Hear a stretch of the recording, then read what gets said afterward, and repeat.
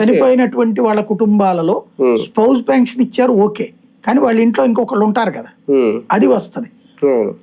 దాని వల్ల కాకపోతే ఎక్కువ విమర్శ కాదు అది. చనిపోయారు కాబట్టి దాంట్లో ఇంకొకళ్ళకి ఆ ఇంట్లో అంటే భార్యకి ఇస్తున్నారు కాబట్టి ప్రాబ్లం లేదు, అక్కడ ప్రాబ్లం రాదు.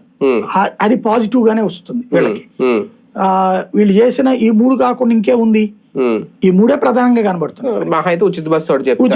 ఉచిత బస్సుది పెద్దగా దాంట్లో నష్టం అయితే లేదు, లాభం ఉందని వాళ్ళు చెప్పుకుంటారని నేను అనుకోను. ఎందుకంటే సరదాగా తిరిగి వస్తున్నారు, దాని వల్ల ప్రత్యేక ఉపాధి అవకాశం, ఉద్యోగ అవకాశం రాదు.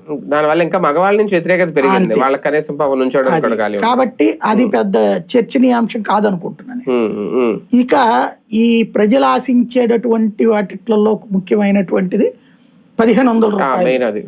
దానికి వీళ్ళు ఏం సమాధానం చెప్తారు అనేది, వీళ్ళకి ఏం సమాధానం చెప్పాలో పార్టీ సందేశం ఇచ్చి పంపించాలి. ఇదిగో 6 నెలల్లో ఇవ్వబోతున్నామని చెప్పండి, 8 నెలల్లో ఇవ్వబోతున్నామని చెప్పండి అని. అలా చెప్పకుండా అక్కడికి వెళ్ళాక ఇచ్చిన పథకాలే మాట్లాడితే, జగన్ టైంలో అయితే ఇవ్వనిది ఏదీ లేదు.